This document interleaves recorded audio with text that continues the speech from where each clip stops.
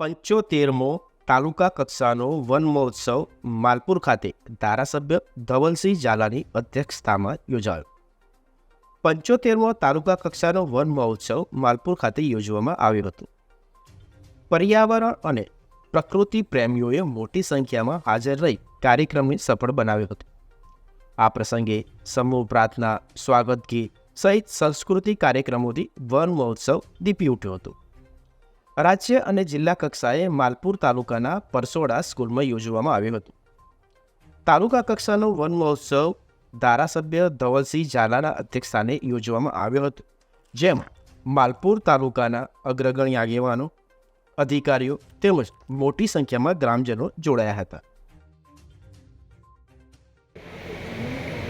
આજરોજ 75મા વન મહોત્સવ અંતર્ગત માલપુર તાલુકાના પરસોડા ગામે ભાગ્યોદય વિદ્યાલયમાં વન મહોત્સવની ઉજવણી કરવામાં આવી. એક પેડ માં કે નામ અંતર્ગત માન્ય વડાપ્રધાન નરેન્દ્રભાઈ મોદી સાહેબનું આહવાન કર્યું છે ને આહવાનના ભાગરૂપે આજે અહીંયા 1000 જેટલા વૃક્ષોનું વિતરણ પણ કરવામાં આવશે.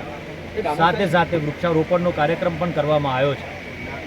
એક પેડ માં કે નામ અંતર્ગત આખા ગુજરાતમાં અને આખા ભારત દેશની અંદર લાખો ને કરોડોની સંખ્યામાં વૃક્ષોનું વાવેતર કરવાનું બીડું ઝડપ્યું છે માન્ય વડાપ્રધાન શ્રી. અને એની અંદર તમામ કાર્યકર્તાઓ, તાલુકા પંચાયતના પ્રમુખ હોય, જિલ્લા સદસ્યો શ્રીઓ હોય કે તાલુકા સદસ્ય શ્રીઓ અને સંગઠનના તમામ હોદ્દેદારો આ કામ માટે લાગી ગયા છે.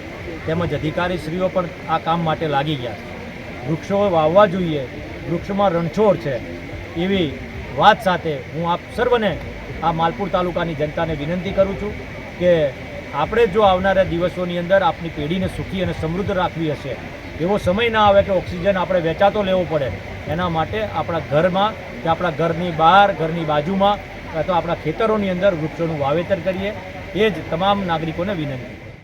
માલપુરથી અલ્પેશ ભાટિયા સાથે જોતા રહો સત્ય વિચાર ન્યૂઝ.